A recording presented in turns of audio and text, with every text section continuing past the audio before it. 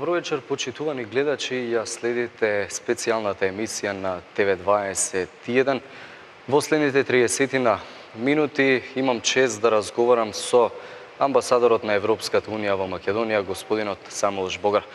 Господин Жбогар, добро вечер и благодарам што прифативте поканата да бидете дел од студиото на ТВ21. Добро вечер. Би почнал со прашањето за мигрантите.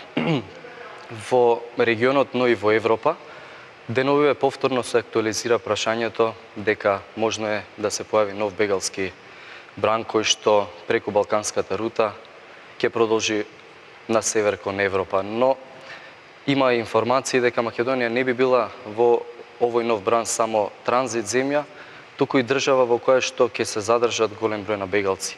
Дали овие информации се вистините и дали е тоа цената која што Македонија треба да ја плати за да чекори на патот кон Европската Унија? I haven't heard for that information, so I'm not aware of any change of our policy or the change of policy of the government. What we know is that we cooperate very well on the migration issue. We've cooperating now for a few years since the crisis started. And this was really cooperation of two partners, and we appreciate that. For that reason, we also provided some support, some financial support, and we hope to continue that good cooperation. For the time being, we don't have indications that the migration crisis would come out of control. I think it is under control. Your country also has a state of emergency on the borders, on the south and the north, with the army being present there. And I think that everything is normal. The numbers of migrants trying to cross are from before the time of the crisis. So we don't see any indications and we don't see any change there, and we don't expect any change there. We are also now talking to the government of signing a memorandum or an agreement between Frontex and the government so that we'll cooperate even better, that will be communication between our people, border police, and your police even closer, and exchange of information would be even easier. So I think that will even help in dealing with the migration crisis. But as I said, for the time being, we don't see any danger of change of the current situation. Споменавте финансиска поддршка од Европската Унија кон Македонија во справување со мигрантската криза. Минатата власт, предводена од Никола Груевски, кога беше прогласена вонредна состојба откако дојде поголем број мигранти, се жалеше дека троши државни пари без при тоа Европската Унија да понуди било каква помош за да и се помогне на Македонија да се справи со бројот на мигранти. Колку пари има добиено Македонија од Европската Унија во справување со мигрантската криза? We provided funds for different activities, let's say. Of course, we provided immediate help to the hospitals in Gevgelija and in Kumanovo. So that they could buy new equipment, they could buy new ambulances. We provided help to Gevgelija, also to the public company dealing with waste collection, the same in the north in Kumanovo.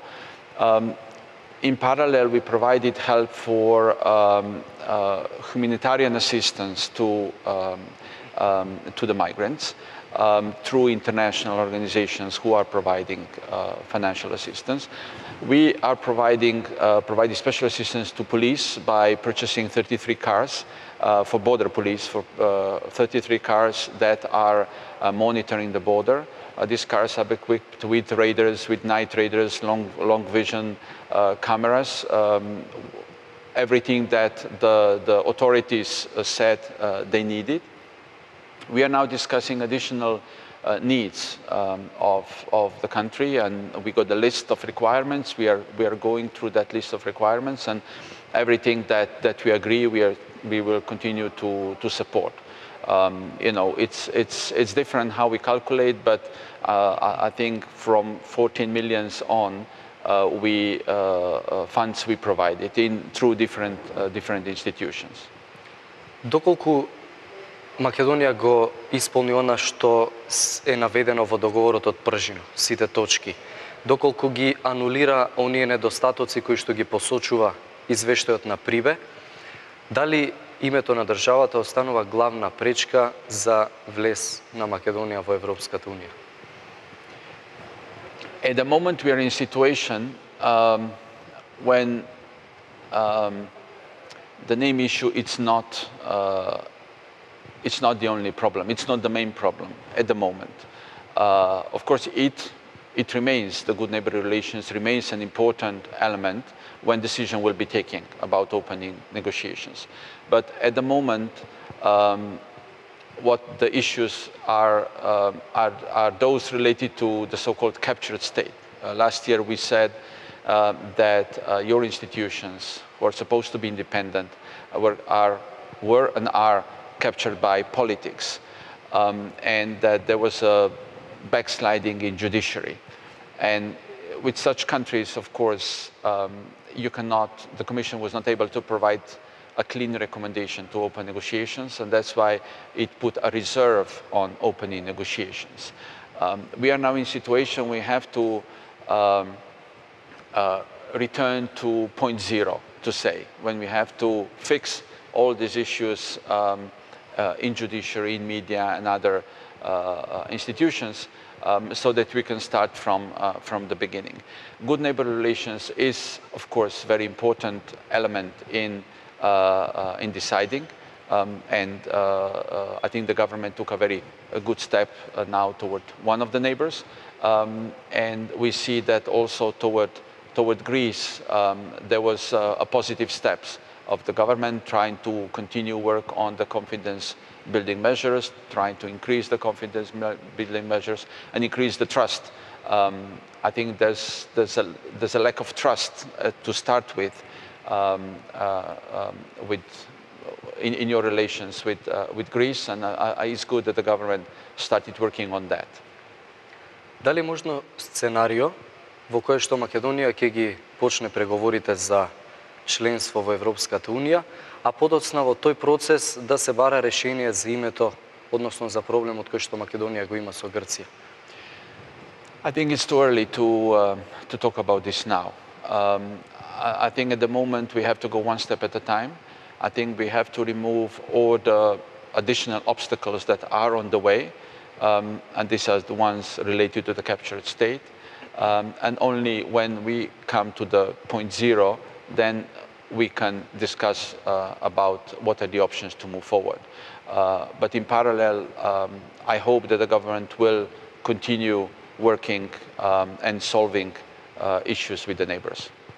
Пред неколку дена имавте средба со премиерот Зоран Заев, на која што се разговарало за реформите во правосудството и во други области кои што Прибе ги посочува како проблематични. Постои ли желба и волја кај новата влада да се спроведат реформите и институциите да се вратат да работат во интерес на граѓаните?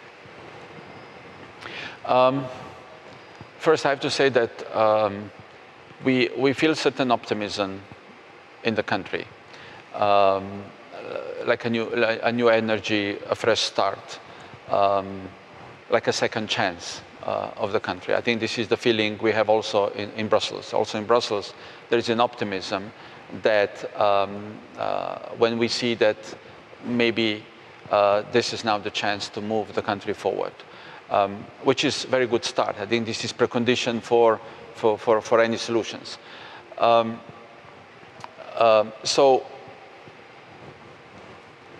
I can say that I trust the sincerity of Prime Minister and his commitment to reforms and to make his government the reform government. Of course, people would want to see results. They would want to see change. They will want to see the change, the way the government functions, the change how the government appoints in different institutions, how the state prosecutor will be appointed, how the constitutional judges will be appointed, how the boards will be filled in, how the ambassadors will be appointed. I think people would want to see how the public money is going to be spent. They want to see if judiciary and media will be led to do the job independently. I think these will be the messages where we will see that the reforms are really happening. The government has 369 plan, which is a good plan, but we'll need to see that it shows results. And we have optimism now, but optimism needs to be fed continuously.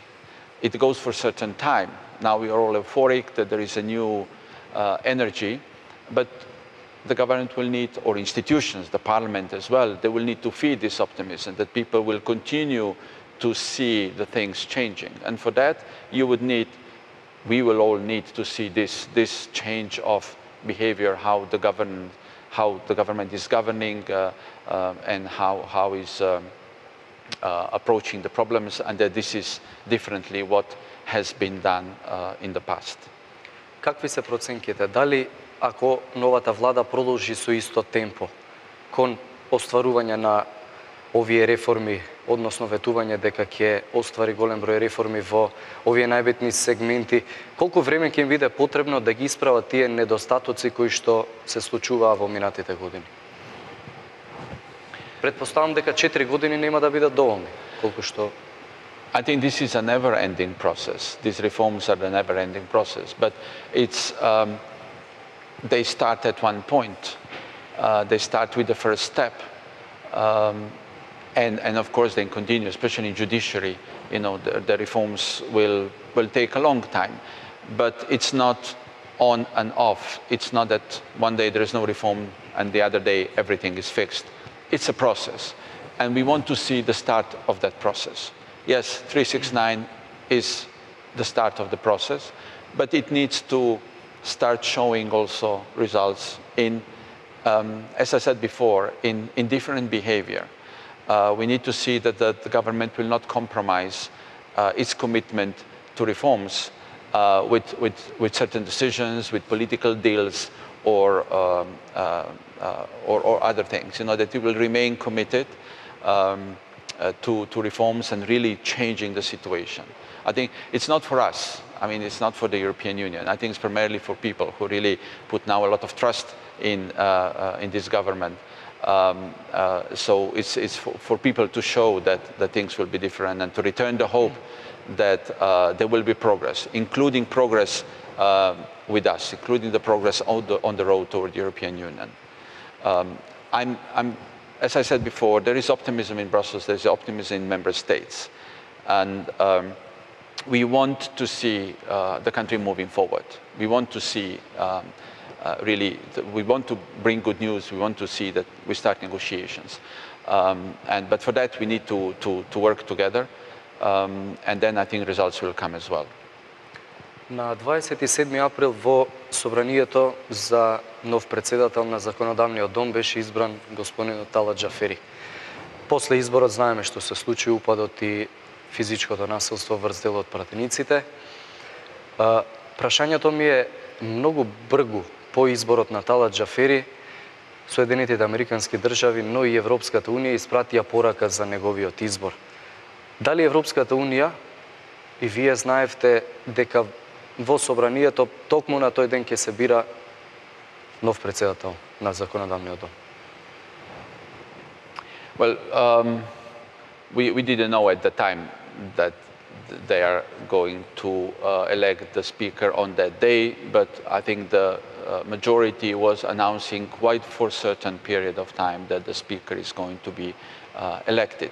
Then after the election of the speaker, the events or the violence happened in the parliament, and of course we were very worried. That night we were really very worried. I think that night the things could have gone very wrong. In the evening already, Mogherini and Hahn issued a very strong statement condemning the violence and calling for prosecution of everybody involved. And we are still calling on that. We expect that everybody who is involved in the violence will be prosecuted by institutions. But afterwards, of course, we supported the speaker. He went to visit Brussels, and he met Mogherini and Hahn during that visit in the first week of his term.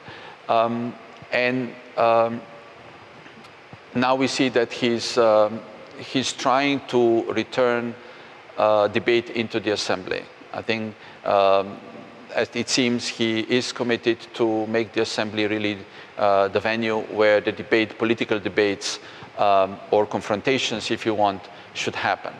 He's also committed to transparency of the work of the assembly. We are ready to provide assistance to him or to the whole assembly.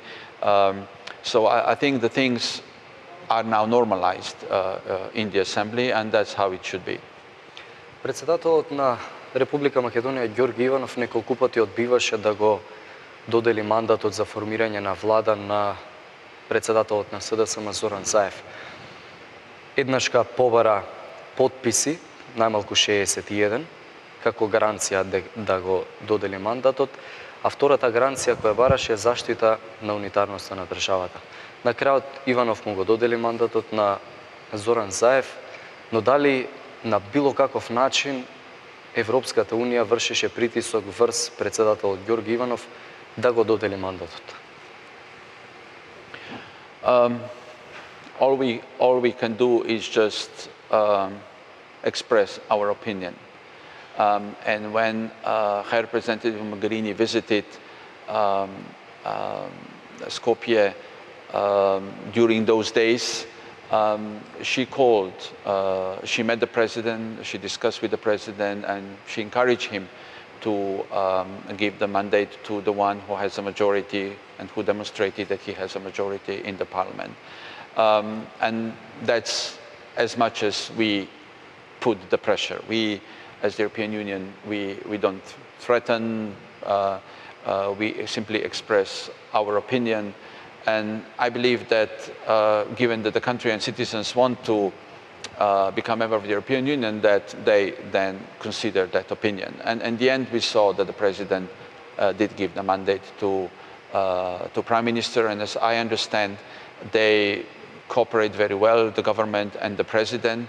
There is a cohabitation, if you want, but it works very well. The government also in the 369 plan committed to good cooperation with the president, especially on the appointment of the constitutional judges, on the appointment of the ambassadors, where the president has important role. And so this is positive that everybody goes beyond the problems from the past and looks to the future, working together for the better of the country.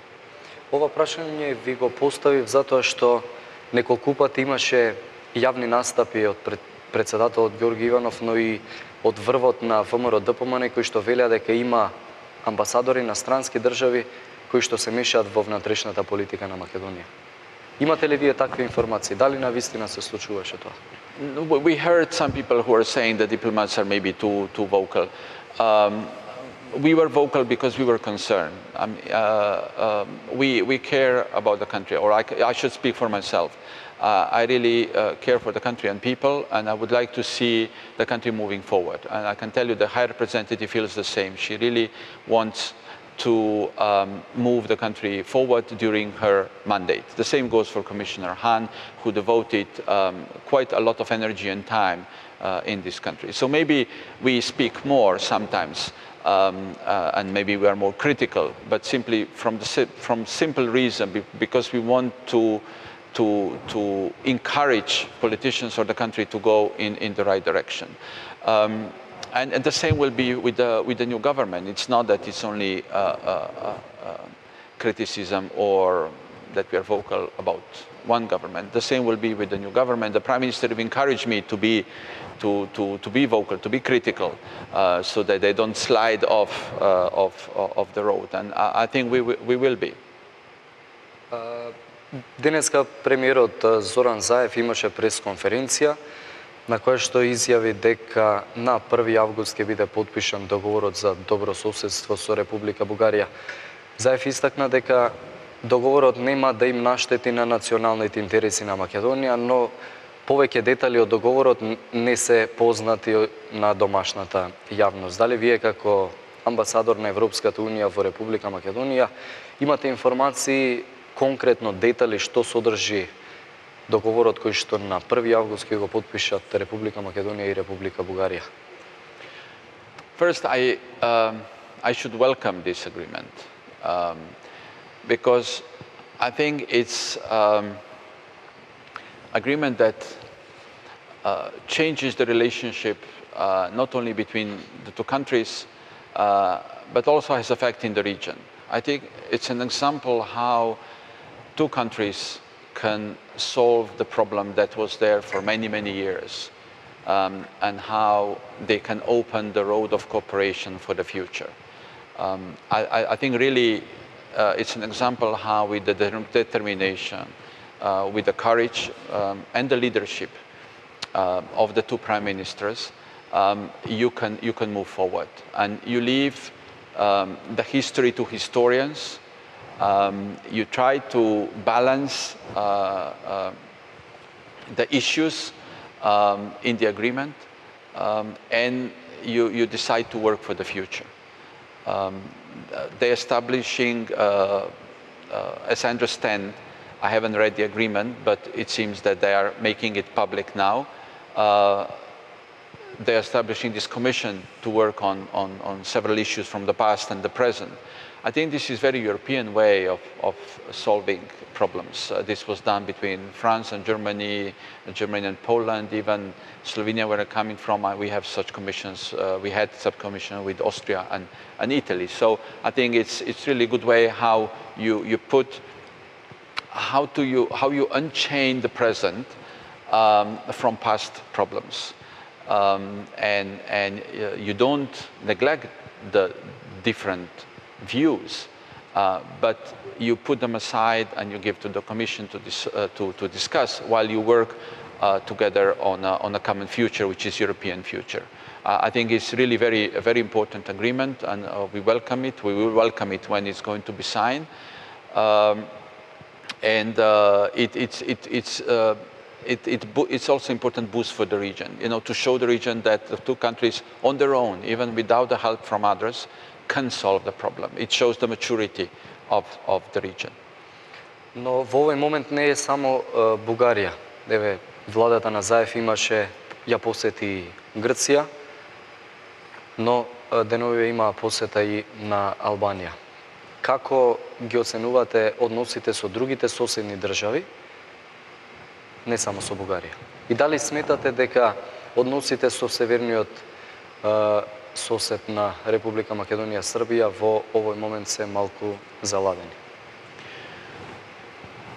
I see the commitment of the government to work with all neighbors and to improve relations with all neighbors, which I think is good commitment. There were visits done, I think, almost all neighbors by the Prime Minister or the Foreign Minister, and really commitment to work on the ring of friends, if you want, to make friends around you. Of course, there are issues. Every country has issues with neighbors. Important is to talk about them, to talk about them hopefully behind the closed doors, and try to find the solutions and then present them to public rather than to have an open discussion. And I think that's what we see is now happening. As I understand, the visit to Albania of the Foreign Minister was a very good, positive one. They're talking about the joint sessions of the government, of two governments. I think this is good, should continue.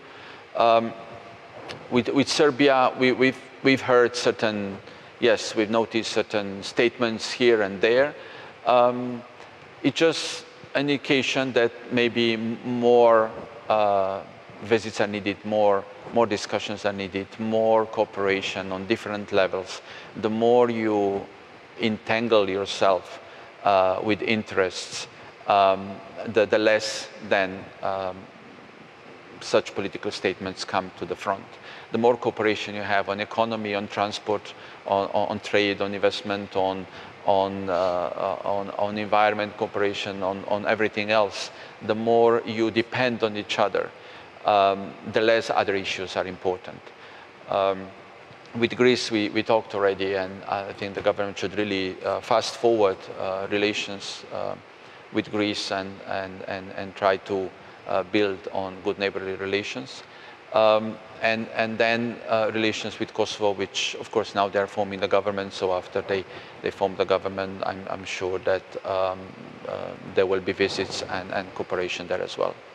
But coming back, I think what should be the aim, and we see it is the aim of the government, is to build the ring of friends around yourself. You need friends, everybody needs friends, but especially in your situation, trying to get into NATO, trying to get into the European Union, the more friends you have who will, from the region, who will support you and push you, I think the faster you will go.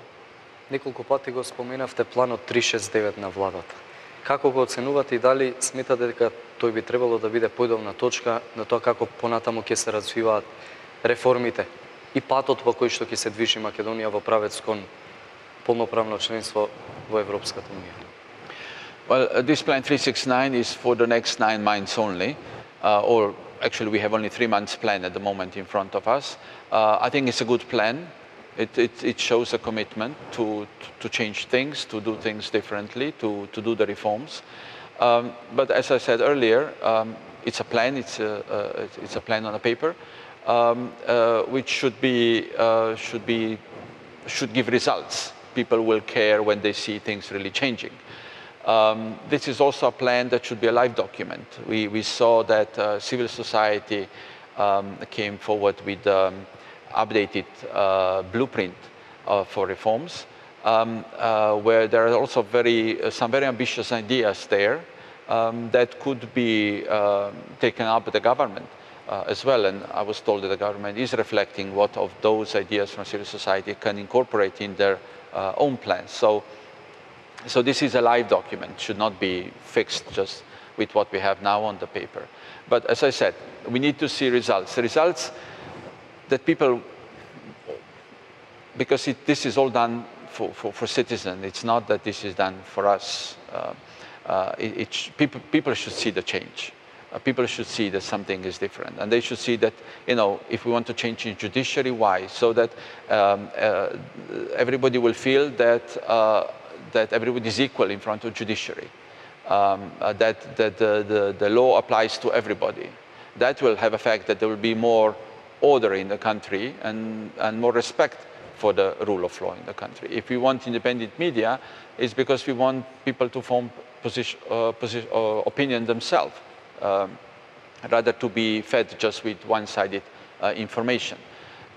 If we want independent institutions, is it because we want that business people or civil society or even citizens will not be afraid that one day Revenue Office or Anti-Corruption Commission will come after them for the wrong reasons, not for the reasons they were established. So, the rule of law, when we are talking about rule of law and democracy and the changes there, we want that the feeling that people will not be afraid of making their opinion heard, that they will not have the feeling that government knows everything about them, that government is listening to them, or that the government even knows how they vote.